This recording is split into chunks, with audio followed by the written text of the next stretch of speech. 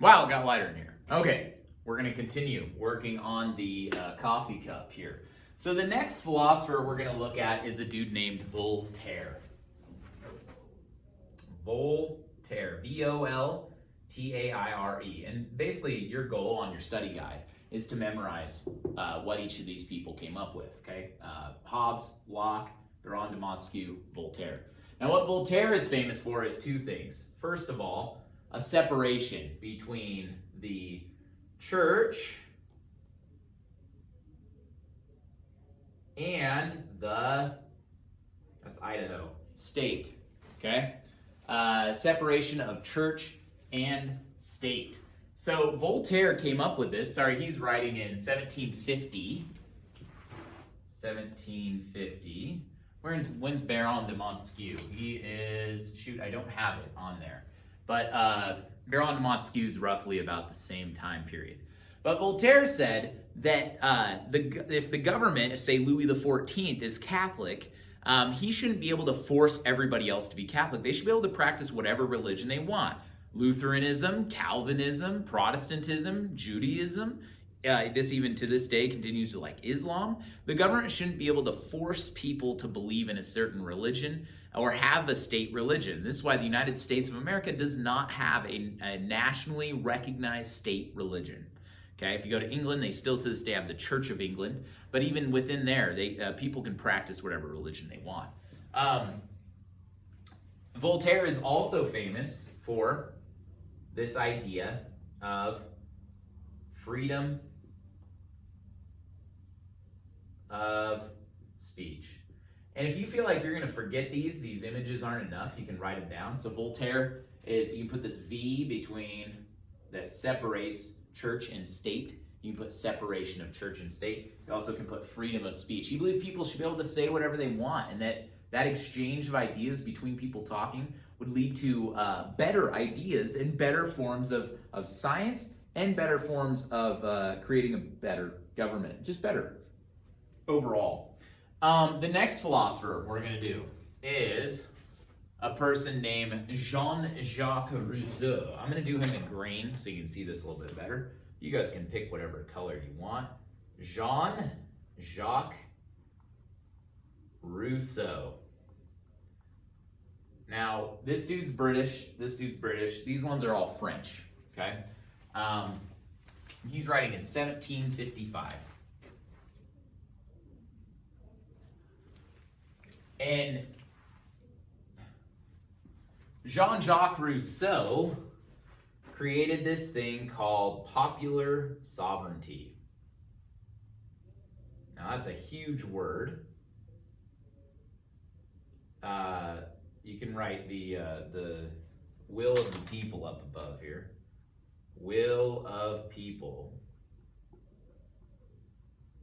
And you can write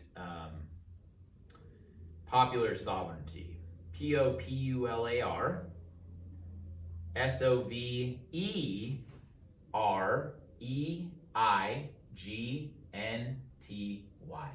Now, basically what Rousseau said, he believed in the general will, that this social contract, or Rousseau's social contract, if I remember it, should be to keep the government obligated to carry out the will of the people, the general will of the people. And so he believed that the government should carry out the will of the people, and called this popular sovereignty. Popular means the population. Sovereignty means rule. Reign is in there. So the idea is that and this is a vocab word that appears in this section. Popular sovereignty is the idea that the people should rule. So whereas we had Louis XIV said, "I am the state," right? In our Constitution, we have this idea of we the people. And this is the idea of the people should control what the government does. Now, I'm going to drop down. Hopefully you guys can see this. We have three more philosophers. The next one is going to be a guy named Adam Smith. That one's an easy one to remember. And Adam Smith is writing in 1776, and he believed in a thing called, that's a hand.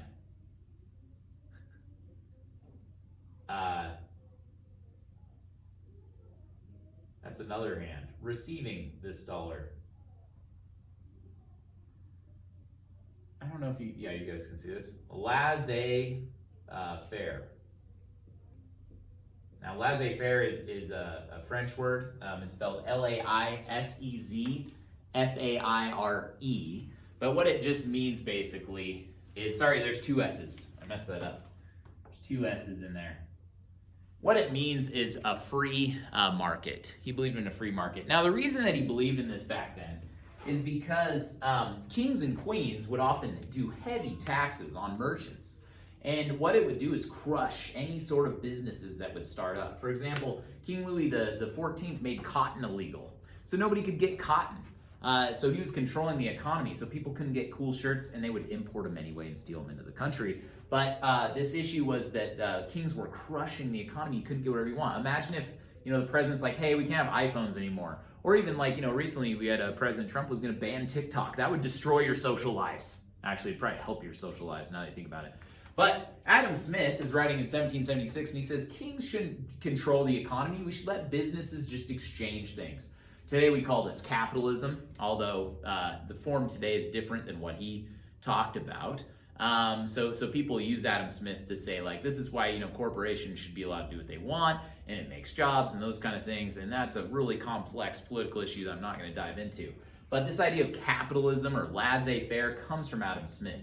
He also believed in what's called the invisible hand, that this invisible hand would move resources around to where they needed to go. And if you have a government or a king stepping in saying, hey, it should be this way, it would actually ruin the invisible hand and the blessing and benefit that it brings. Okay?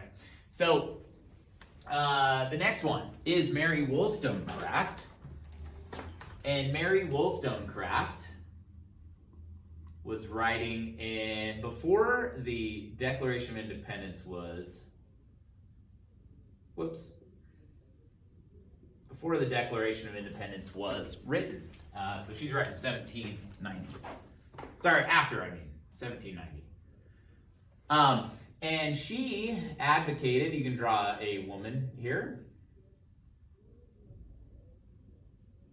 I'm sorry, I'm drawing like a standard, woman. If you can draw whatever kind of woman you want, okay? And equals men. Why his eyes are like that? He looks like he saw like he saw headlights or something. So she's advocating, she's the first feminist, and Mary Wollstonecraft is advocating that women are equal to men. She's writing in 1790, so when we get the Declaration of Independence, it says all men are created equal. Maybe if it's written after 1790, it would say all humans are created equal, which is how we interpret it today. But Mary Wollstonecraft is very far ahead of her time. She is considered the first feminist, really the first person pushing for equality between men and women. Because at this time, it was seen that men were superior to women based on how the Catholic Church interpreted the Bible. So the idea was that it went God, angels, men, women, and that women were subservient to men. And she said, no, that's crazy. And she made an argument that women should be educated. If they were educated the same way as men, because men were the only ones allowed in schools, that they would be just as competent, right? And so this is where we get a lot of our ideas today. The last one that we're going to do is perhaps the most important. Well, I don't know, it's arguable. But you can draw a big arrow down at the bottom. So one guy comes along and he takes all this stuff brewing in the coffee. It's brewing, all these ideas percolating at the coffee shop. And his name was Diderot.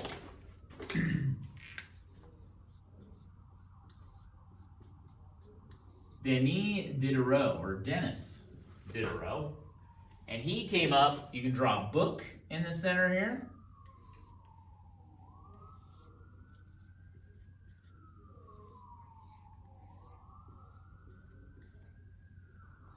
He came up with this idea of making an encyclopedia. Wait, what am I doing here? Encyclopedia. Oh my gosh. Cyclopedia. So we have Wikipedia today. You can access any information you want. There's been several iterations, but it really comes from Diderot, who made the encyclopedia. It's the first encyclopedia. how it worked is that you would subscribe to it, and he would publish volumes. But he got a lot of these people over here to write the entries in his encyclopedia. So if you've seen like older encyclopedias, like Encyclopedia Britannica, you know, World Book, you get like the letter A, and it has everything about the letter A.